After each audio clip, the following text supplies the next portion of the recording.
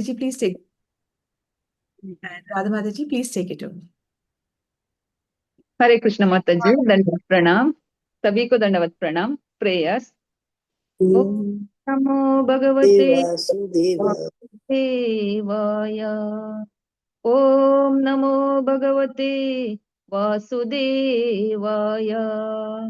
ओम नमो भगवते वासुदेवाय। नारायणं नमस्कृत्य नरं चैव नरोत्तमं देवीं सरस्वतीं व्यासं ततो जयामुदीरयेत्। नष्टप्रायेषु भद्रेषु नित्यं भागवत सेवया भगवदुत्तमं श्लोके भक्तिर्भवति नौष्टिकी। कृष्णाय वासुदेवाय देवकी नंदनाय च नंदगोपकुमाराय गोविंदाय नमो नमः। हरे कृष्णा। दंडवत प्रणाम।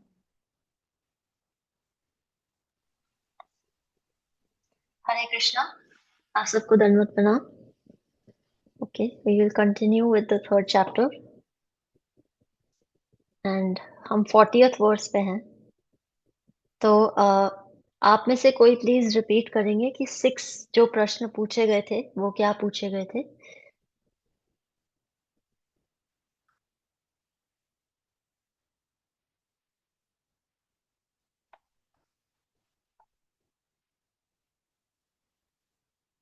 हरे कृष्णा माता जी, देख के पढ़ दें। जी प्लीज, थैंक यू। हरे कृष्णा। सबसे पहले तो था कि मानवता के लिए सबसे उत्तम क्या है। ओके,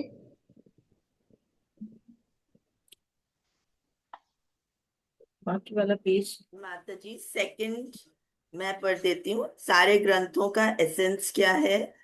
थर्ड, कृष्णा वासुदेव और देवकी के पास क्यों आते हैं। फोर्थ, श्री कृष्ण की लीला के बारे में। इज इट राइट माता जी। उनके अवतार और उनकी एंड फिफ्थ है उनके अवतार। फिफ्थ है ये लीला किससे सुननी चाहिए। आई डोंट नो, नो तो गड़बड़ लिखा है मैंने कहीं ना कहीं।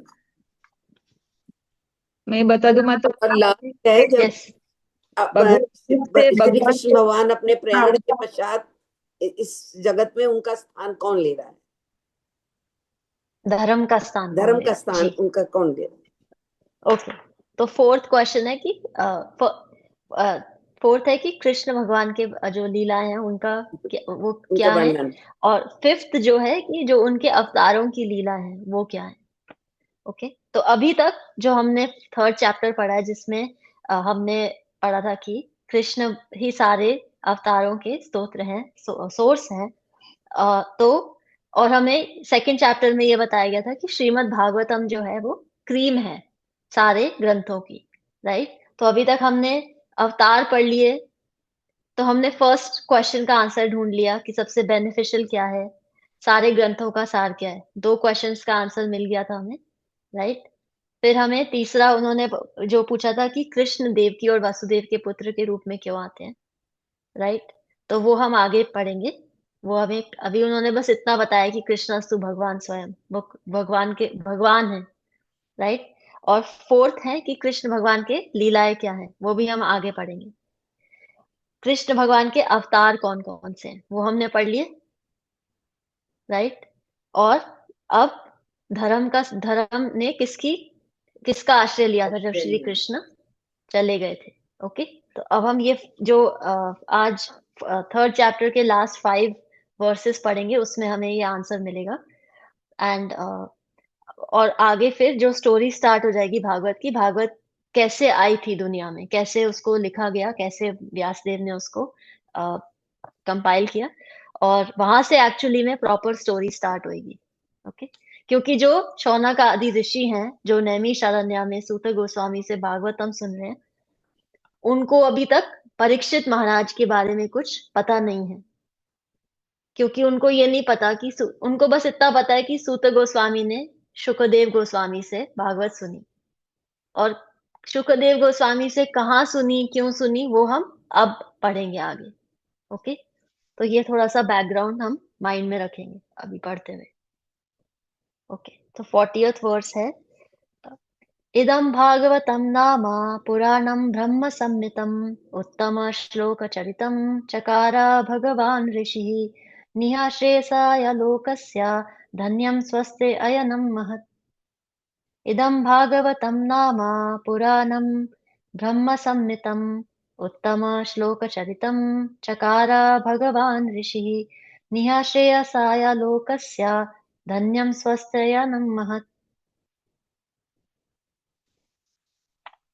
हिंदी ट्रांसलेशन।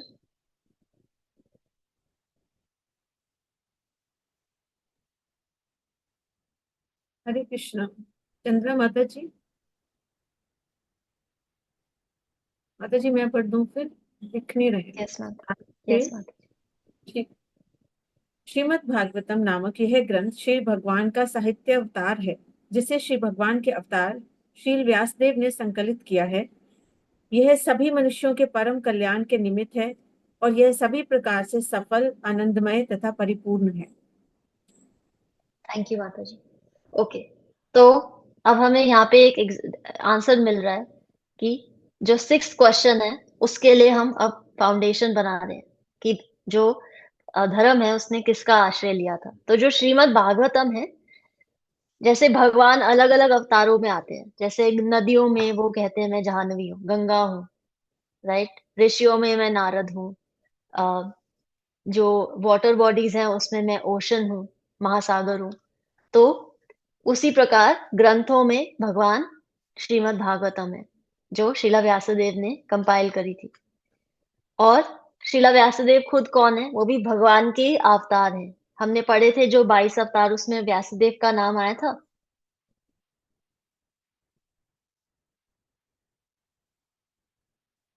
जी माता जी। Okay, good, thank you. माता जी एक तो प्रश्न। यस माता जी। माता जी, जिनको जैसे जो पांडु और ये जो तीनों भाई थे, धृतराष्ट्र, धृतराष्ट्र और ये पांडु। सब, हाँ, ये सब भी ऊपर से मतलब शांतनु के ना होके बेसिकली व्यासदेव जी के ही पुत्र है ना? यस, इन्हीं व्यासदेव, यही व्यासदेव जी है। यही व्यासदेव जी।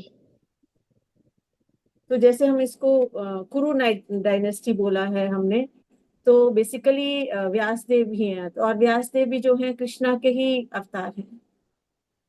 जी, ठीक है माता जी, थैंक यू माता जी। Okay, thank you. ओके, जो भागवतम है उसके लिए यहाँ पे 3 चीजें बोली जा रही है। धन्यम, हम कहते हैं ना, धन्य हो गए हम तो। धन्यम, तो हम ये ग्रंथ जब अच्छे से पढ़ते हैं तो हमारे जीवन में भी हम धन्य हो जाते हैं। और इसका मतलब पैसे नहीं है, इसका मतलब है कि वास्तविक जो हमारी वेल्थ है इस जीवन में, वास्तविक जो हमारी पूंजी है, वो हमारे जीवन में आ जाती है। ओके, तो धन्यम हर तरह से हमें सक्सेसफुल बनाती है। ओके, और स्वस्ति अयनम मतलब बहुत ब्लिस देने वाली है, बहुत बहुत प्रसन्नता देने वाली है, मन को प्रसन्न करने वाली है।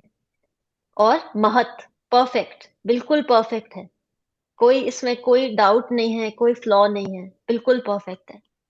ओके, तो जब चैतन्य महाप्रभु आए थे, उन्होंने कहा था कि अगर किसी को वेदों का संपूर्ण ज्ञान चाहिए, वो सिर्फ श्रीमद् भागवतम को अगर जान लेता है और सुन लेता है, तो उसको संपूर्ण वेदों का ज्ञान आ जाता है, सारी ज्ञान आ जाता है उसको जितनी जरूरत है। श्रीमद् भागवतम भगवान श्री कृष्ण की ग्रंथ अवतार है, उनसे विभिन्न नहीं है। तो जब हम भागवतम पढ़ते हैं, और हमने जब भागवतम स्टार्ट करी थी, तो हमने ऐसे सुना भी था, माता जी ने हमें बताया था कि जो पहले 2 कैंटो हैं वो उनके चरण हैं, और ऐसे कर करके हम ऊपर आते हैं, श्री भगवान की जो बॉडी को डिस्क्राइब करते हैं हम। तो हम अभी फर्स्ट जब पहले 2 कैंटो पढ़ते हैं, तो हम भगवान के चरणों में हैं, और भगवान के चरणों के आश्रय ले रहे हैं हम। तो हम ये सिर्फ एक रेगुलर बुक नहीं पढ़ रहे हैं। हम अगर फर्स्ट कैंटो को और सेकंड कैंटो को अच्छे से नहीं पढ़ेंगे, तो अगर श्री कृष्ण आपके कमरे में आ जाए इस समय, तो आप पहचान नहीं पाओगे उनको, क्योंकि आपको जब तक उनके चरणों की नॉलेज नहीं होगी तो आप उनको कैसे पहचानोगे। तो फर्स्ट 2 कैंटोस जो हैं वो उनके चरण हैं। तो इसीलिए ये फाउंडेशन है भागवतम की। और इसमें जो हम ज्ञान पढ़ेंगे वो थोड़ा सा फिलॉसफी की ओर केंद्रित है, और बीच बीच में लीलाएं आएंगी, स्टोरीज आएंगी। लेकिन वो फिलॉसफी जो है, आपको ऐसा लग सकता है इसको जान के क्या करना है, मुझे कौन सा याद रहेगा, या हमें कौन सा याद रहने वाला है। बट वो फिलॉसफी वो फाउंडेशन है आगे आने वाले जो थर्ड कैंटो से हम पढ़ेंगे, जिसमें सिर्फ लीलाएं लीलाएं शुरू हो जाएंगी। थर्ड से सिर्फ कहानियां ही कहानियां। ओके, तो फर्स्ट 2 कैंटोस को समझना इसीलिए बहुत जरूरी है। तो हम अल्टीमेट जो लाइफ की ब्लेसिंग्स हैं, लाइफ की पूंजी है और लाइफ की सक्सेस है, वो श्रीमद् भागवतम को सुन के, पढ़ के, अपने जीवन में उसको उतार के ला सकते हैं। हमें जो भी लाइफ में सक्सेस चाहिए, जैसे भगवान को हम कहते हैं सच्चिदानंद रूप, वैसे ही श्रीमद् भागवतम भी सच्चिदानंद रूप है। इसमें जो भी हमें भगवान की नॉलेज चाहिए, भगवान के बारे में जानना है, शब्द प्रमाण के बारे में जानना है, वो सब श्रीमद् भागवतम में है। और जो ऐसे जब चैतन्य महाप्रभु भी आए थे, तो वो भी श्रीमद् भागवतम सुनते थे गदाधर पंडित से। और जब वहां पे एक मंदिर है जहाँ पे जगन्नाथपुरी के पास ही है, तो गोपीनाथ, उस उधर बैठ के वो भागवतम सुनते थे गदाधर पंडित से। और अ, वो खुद ये कहते थे कि भागवतम जो स्टडी करता है, जैसे एक तो होती है जो हमारे पास ग्रंथ भागवत है, जो हमें ज्ञान मिल रहा है इस ग्रंथ से, जो श्री कृष्ण के समान है। और एक होता है व्यक्ति भागवतम। व्यक्ति जो व्यक्ति भागवतम के दिए हुए प्रिंसिपल्स को अपने जीवन में उतारता है, जो कि जैसे हमारे गुरु होते हैं, वो पर्सन भागवतम कहलाते हैं। ओके, तो एक होती है बुक भागवतम जो हम पढ़ रहे हैं, जो ग्रंथ है, और एक होता है पर्सन भागवतम। और भागवतम जब हम सुनते हैं, और जो हमारे को मिली है सुनने के लिए, पढ़ने के लिए, वो एक ऐसे व्यक्ति से मिली है जो भागवतम को रिप्रेजेंट करते हैं अपने आचरण से, अपनी क्वालिटी से, अपनी गुरु की सेवा में। तो वो पर्सन भागवतम है। तो चैतन्य महाप्रभु ये बोलते थे कि भागवतम जो है, जब उसे हम स्टडी करते हैं, तो हमें ऐसे सोर्स से भागवतम पढ़नी और सुननी चाहिए जो कि भगवान के एक्चुअल रिप्रेजेंटेटिव होते हैं, गुरु जो होते हैं। नहीं तो फिर हमें भागवतम समझ नहीं आती। और जो भी भागवतम पढ़ने से रिजल्ट मिलते हैं, जैसे हमने पढ़ा था, ऑल परफेक्ट, सक्सेस, और जो भी प्रसन्नता है जीवन की वास्तविक, वो सब वो हमें तभी डिराइव होती है जब हम पर्सन भागवतम की भागवतम सुनते और पढ़ते हैं। और जितना आप श्री कृष्ण से पर्सनल कांटेक्ट में ब्लेसिंग्स, आशीर्वाद एक्सपेक्ट कर सकते हो, वो सारे आशीर्वाद श्रीमद् भागवतम में हैं। और क्योंकि वो श्री कृष्ण से अलग नहीं है, तो हमारे लिए बहुत बहुत बड़ी बात है कि हम ऐसे ग्रंथ के साथ जुड़ रहे हैं और उसको समझने का प्रयास कर रहे हैं। ओके, सो 41st वर्स। तद इदं ग्राह्यमासा सुतम आत्मावताम्बरम सर्ववेदितिहासानां सारं सारं समुद्रतम। तद इदं ग्राह्यम् आसा सुतम आत्मावताम्बरम सर्ववेदितिहासानां सारं सारं समुद्रतम। श्री व्यासदेव ने समस्त वैदिक शास्त्रों तथा ब्रह्मांड के इतिहासों का सार निकालकर इसे अपने पुत्र को प्रदान किया, जो स्वरूप सिद्धों में अत्यंत सम्मानीय है। Thank you. ओके, तो कई बार जब हम इस दुनिया के इतिहास की बात करते हैं, इस दुनिया की हिस्ट्री की बात करते हैं, तो हम कई लोग सोचते हैं कि इस साल से ये दुनिया शुरू हुई थी, और उसी साल से सारी दुनिया में जो ग्रंथ हुए, जो युद्ध हुए, जो दुनिया में प्रोग्रेस हुई, वो उस साल से हुई। तो कुछ लोग सोचते हैं कि जब बुद्ध का इनकारनेशन हुआ, बुद्ध का अवतार हुआ, तब से ये दुनिया स्टार्ट हुई, और उसके पहले जो भी था वो सब इमेजिनरी बातें हैं, पर ऐसा नहीं है। अ, जो आगे जब हम श्री कृष्ण की लीलाएं पढ़ेंगे तो उसमें भी आएगा कि श्री कृष्ण जो हैं उनकी लीलाओं में भी पुराणों का रेफरेंस है, और जो पुराने हैं उनका रेफरेंस आएगा। तो पुराने जो हैं वो काफी समय से हैं, सिर्फ बुद्ध के टाइम से नहीं है। और हमें ऐसा लगता है कि नहीं, एक पॉइंट से दुनिया स्टार्ट हुई थी और उसके पहले कुछ भी नहीं था। ऐसा नहीं है। जो हम अभी समझ रहे हैं वो ये है कि जब भगवान की इच्छा होती है दुनिया बनती है, कुछ जितने साल वो चाहते हैं रहती है, और फिर वो खत्म हो जाती है। और जब दुनिया स्टार्ट होती है तो सारी जो स्पीशीज हैं, सारे जीव जंतु होते हैं, सब उसी समय होते हैं। कोई एवोल्यूशन नहीं होता है। ओके। तो अ, इसीलिए हमें ये इमेजिनेशन नहीं समझनी चाहिए कि ये तो शायद पुरानी कैसी स्टोरी है, इसका कोई रेलेवेंस नहीं है, ये तो इमेजिनेशन में बेस्ड है। क्योंकि इसको जिसने लिखा है व्यासदेव ने, अ, और अपने पुत्र को दिया है आगे शुकदेव गोस्वामी को।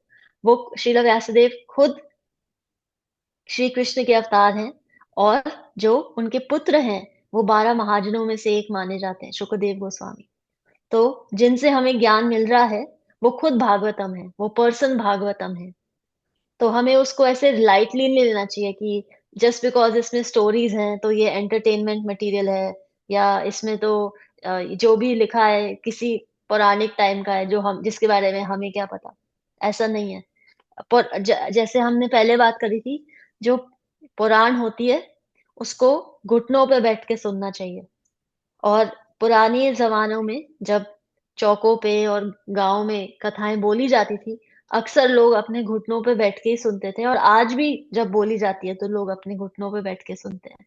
उसका मतलब क्या है कि उसे हम रिसीव कर रहे हैं, एक इंस्ट्रक्शन की तरह, एडवाइस की तरह नहीं रिसीव कर रहे कि लेना है तो लो, टेक इट और लीव इट, वो नहीं कर रहे हम यहाँ पे इंस्ट्रक्शन जो हमें मिल रहा है वो फैक्ट है, उसको हम चैलेंजिंग मोड में नहीं ले सकते।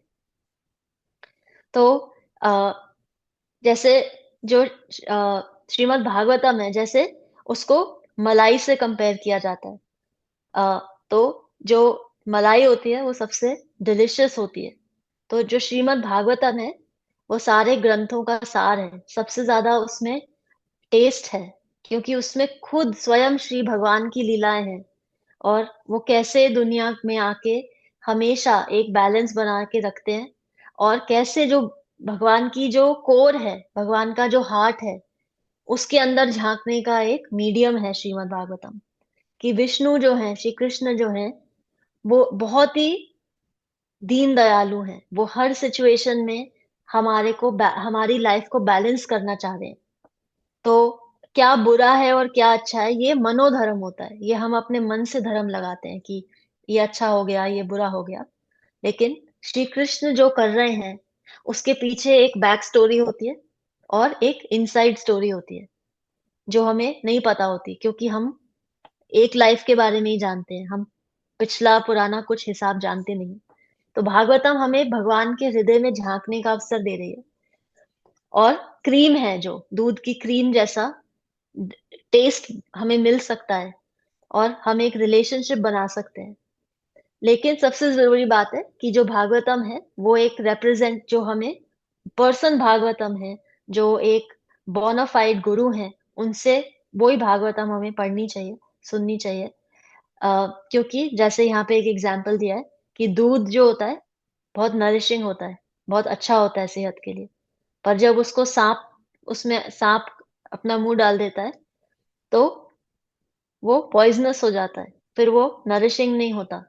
तो उसी प्रकार अगर ज्ञान किसी गलत सोर्स से सुना जाए तो वो ही ज्ञान हानिकारक हो जाता है। और स्पिरिचुअल डेथ होती है ना, जैसे आत्मज्ञान का बिल्कुल आत्मज्ञान से व्यक्ति को बिल्कुल विमुख करना, वो वाला हिसाब हो जाता है।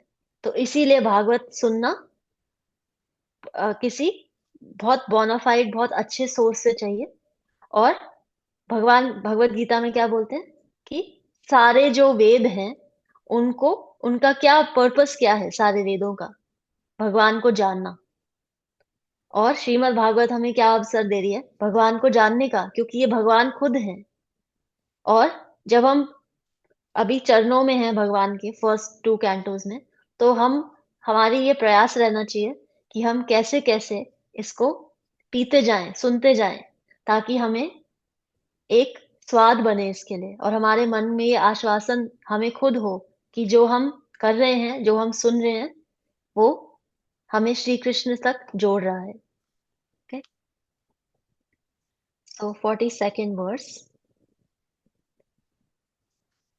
स तु संश्रावयाम आसा महाराजं परीक्षितं प्रायोपविष्टां गंगायां परितां परमराशिभिः। स तु संश्रावयामास महाराजं परीक्षितं प्रायोपविष्टं गंगायां परितां परमर्षिभिः। श्रील व्यासदेव के पुत्र श्रील सुखदेव गोस्वामी ने अपनी पारी में महाराज परीक्षित को श्रीमद् भागवतम सुनाया, जो तब निर्जल तथा निराहार रहकर गंगा नदी के तट पर ऋषियों के संग में मृत्यु की प्रतीक्षा कर रहे थे। हरे कृष्ण। थैंक यू माता जी।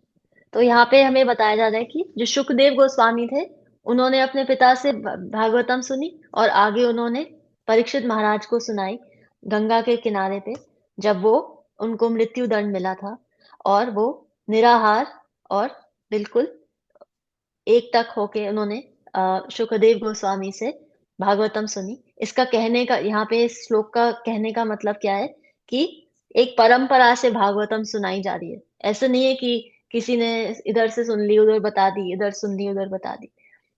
एक एक परंपरा है, और उसमें जो मैसेज जा रहा है वो हम जैसे आगे पढ़ेंगे, जब सूत गोस्वामी कहेंगे कि जैसे मैंने सुनी और जैसे मैंने उसको रियलाइज किया, मैं आपको सुना रहा हूँ।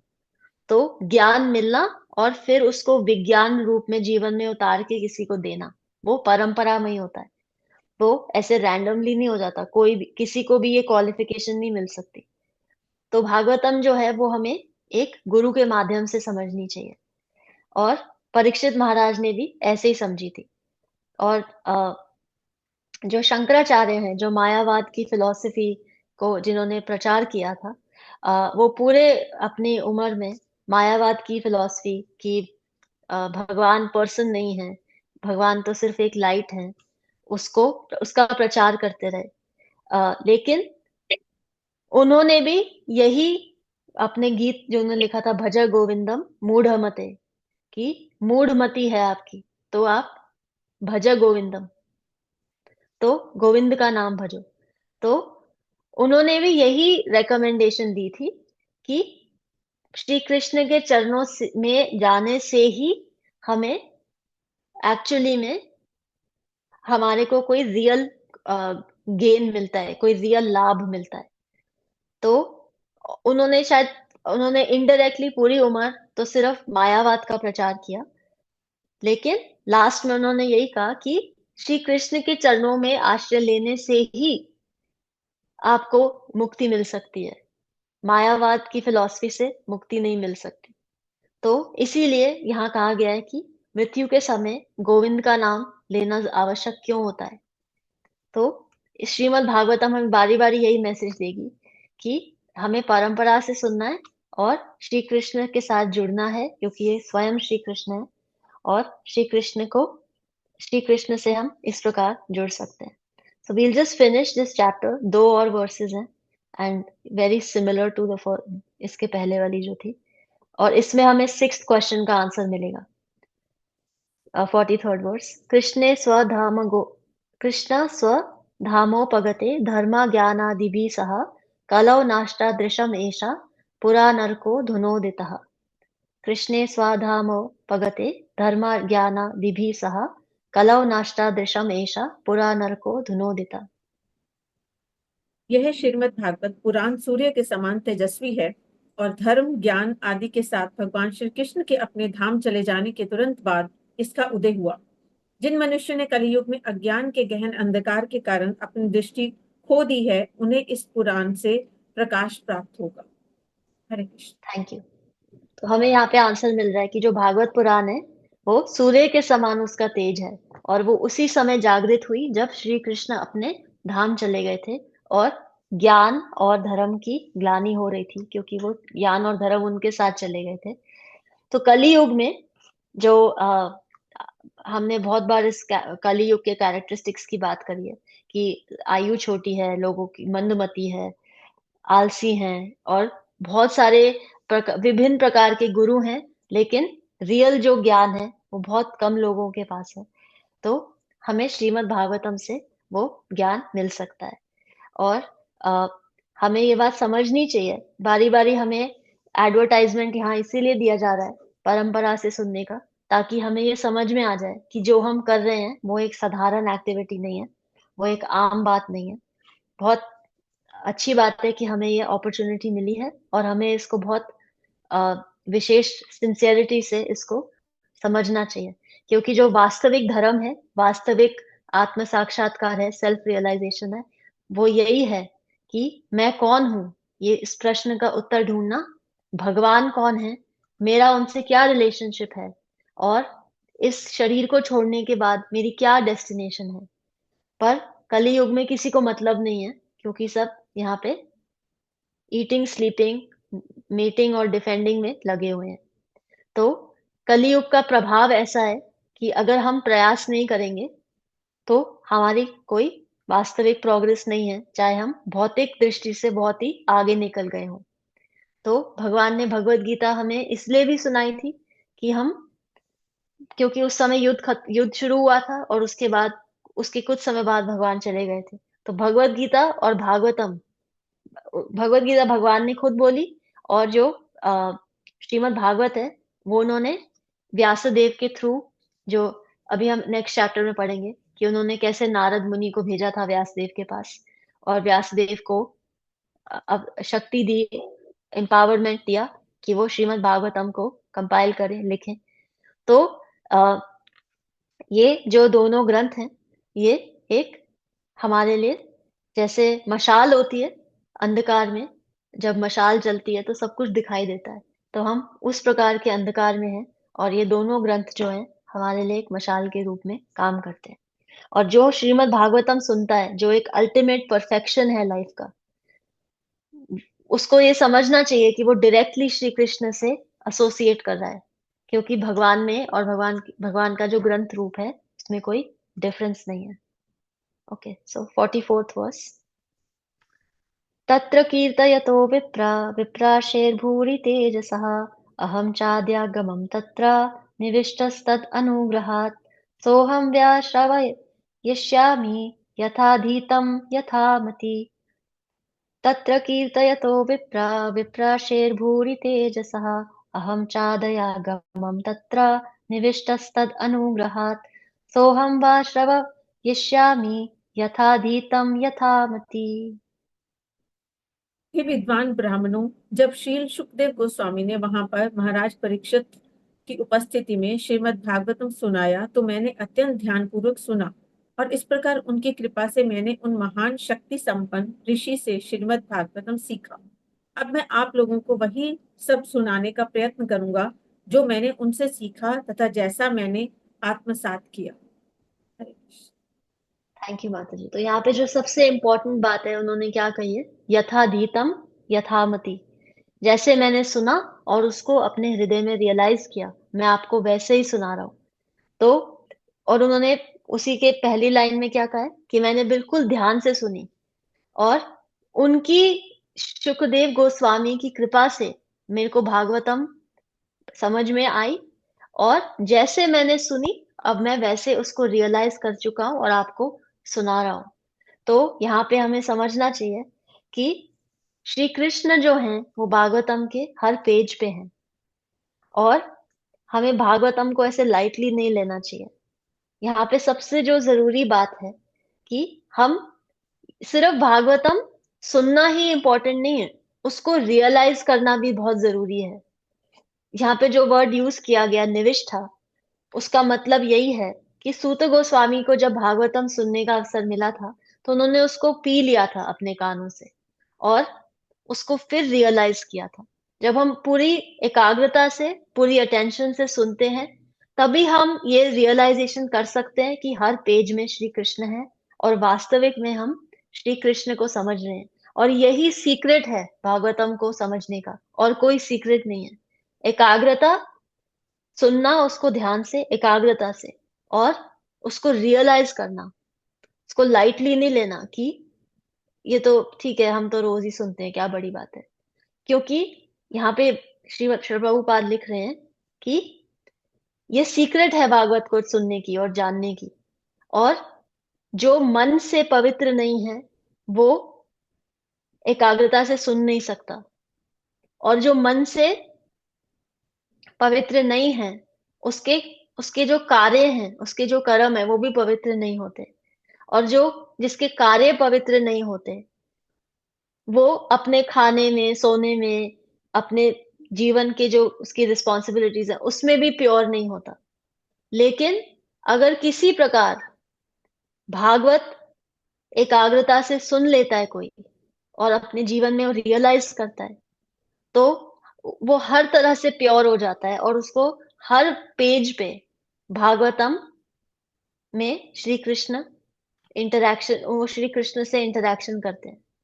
तो यहाँ पे ये लिखा हुआ है कि एकाग्रता से सुनना और यथाधीतम यथामति, जैसे उन्होंने सुना, जैसे उन्होंने रियलाइज किया और हमें दे दिया। ओके, सो श्रीमद् भागवतम की जय, श्रील प्रभुपाद की जय। थैंक यू संध्या माता जी। Any questions? राधा माता जी। माता जी मेरा मिस हो गया था, 5th और 6th क्वेश्चन जरा बता दीजिएगा प्लीज। हाँ जी, सो 5th क्वेश्चन इज कि भगवान जो श्री कृष्ण भगवान जो है और उनकी जो लीला अवतार है, उनकी पास टाइम्स क्या है, उनकी लीलाएं क्या है। और 6th क्या है कि जब धर्म ने किसका आश्रय लिया था जब श्री कृष्ण अपने धाम चले गए थे। जी।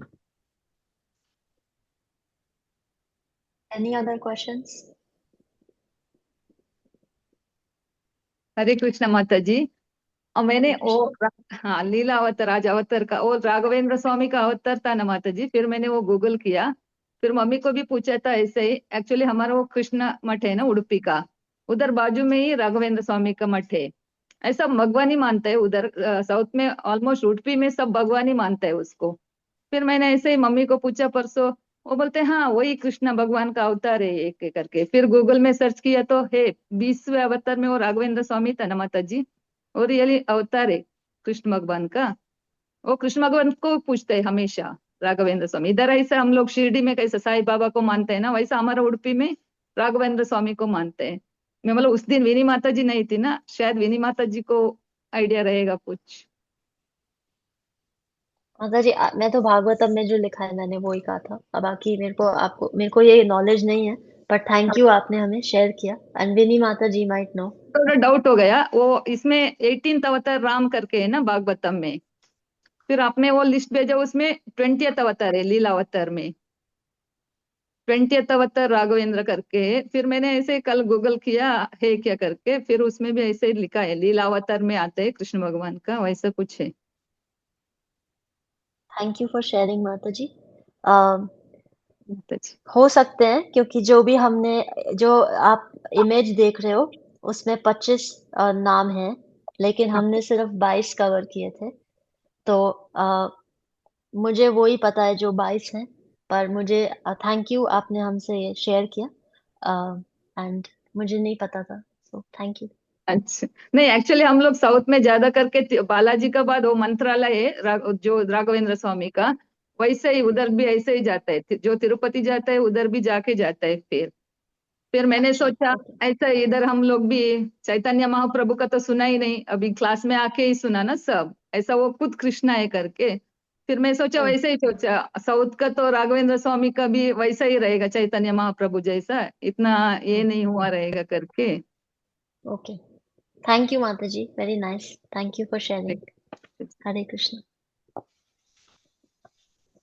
Any other questions?